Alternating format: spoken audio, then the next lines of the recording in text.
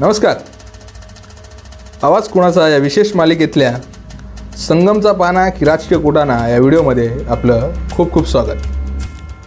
आज आपण बोलणार आहोत मुरली अण्णा मोहोळ आणि त्यांच्या गळ्यात पडलेल्या मंत्रिपदाच्या माळेबद्दल. चला तर मग सुरू करूया. मुरलीधर मोहोळ यांचं राजकारण पुणे शहरात सुरू झालं. नगरसेवक, त्यांची पत्नी नगरसेविका, वेगवेगळ्या समित्यांवरच्या जी काही पदं, स्टँडिंग कमिटीचे अध्यक्ष आणि 2019 ते 2022 या कालावधीत सांभाळलेलं पुण्याचं महापौरपद. अजूनही महापालिकेच्या निवडणुका झालेल्या नाही आहेत, त्यामुळे शेवटचे महापौर पुणे महानगरपालिकेचे म्हणून मुरलीधर मोहोळ यांनाच आपल्याला सांगता येईल.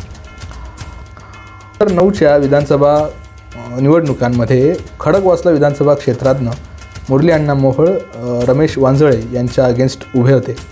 अर्थात त्यांचा पराभव झाला आणि रमेश भाऊ वांजळे त्यावेळेस निवडून आले होते. आज ते हयात नाही आहेत.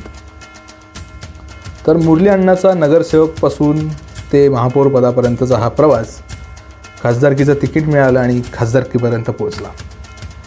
आणि विशेष म्हणजे खासदारकी मिळताच पहिल्याच फटक्यात दणक्यात एंट्री मारत देशाच्या केंद्रीय राज्यमंत्रीपदाची सूत्र किंवा गळ्यात माळ पडली. तर थंबनेलमध्ये दिसतंय तसंच संगमचा पाना त्यांचा पास झाला आहे. आता संगम बाजार किंवा या सगळ्या गोष्टी ज्यांना मटका माहिती त्यांना कळेल, नसेल माहिती तर जाणून घ्या. तर संगमचा पाना पास होणं म्हणजे लॉटरी लागणं असं एक समजून घ्या.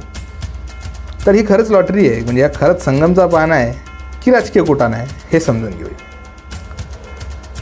खरं म्हणजे लोकसभा ज्या काही निवडणुका झाल्या आणि त्याच्यामध्ये पराभव जो काही स्वीकारावा लागला भाजपला, तो त्यांच्या चांगलाच जिव्हारी लागला. विधानसभा येऊ ठेपलेल्या आहेत. येत्या 4-5 महिन्यात, येत्या 3 महिन्यातच बिगुल वाजेल. महाविकास आघाडी तर शड्डू ठोकून उभीच आहे समोर.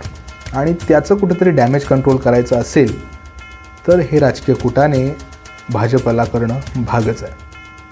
त्याचंच प्रतीक आणि त्याचंच द्योतक म्हणजे मुरली अण्णांना मिळालेलं हे मंत्रिपद. दुसरी याला किनार अशी आहे की कितीही झालं तरी पुणे पॉर्श प्रकरणामध्ये जेवढे धिंडवडे शासन व्यवस्थेचे म्हणजे पोलीस असतील, न्यायव्यवस्था असेल, आरोग्य व्यवस्था असेल, प्रशासकीय व्यवस्था असेल, एक्साईज असेल, या वेगवेगळ्या प्रशासनिक लोकांचे किंवा या संस्थांचे जसे धिंडवडे निघाले, त्याच पद्धतीने सत्तेत बसलेल्यांचे सुद्धा आणि त्यातही भाजप म्हणजे पुणे भाजपसुद्धा या प्रकरणात तोंडावर आपटली. ते का तर धंगेकरांनी ज्या पद्धतीने म्हणजे माननीय धंगेकर सर आणि सुषमाताई अंधारे यांनी जो विषय लावून धरला त्या काळामध्ये, त्यावेळेस कोणीच पुण्यातलं पदाधिकारी असतील म्हणजे भाजपचे खास करून कोणीच पुढे येऊन त्या ताकदीनं ती खिंड लढवत नव्हते. आणि त्याचंच डॅमेज कंट्रोलिंग करण्यासाठी की काय मुरली अण्णा मोहोळ यांना मंत्रिपद देण्यात आलेलं आहे. तर असले राजकीय कुटाणे आपल्याला विधानसभेपर्यंत खूप बघायला मिळतीलच. त्याचंच मी मगाशी म्हटल्याप्रमाणे हे एक प्रतीक किंवा एक द्योतक किंवा एक नांदी. तर व्हिडिओ कसा वाटला नक्की सांगा.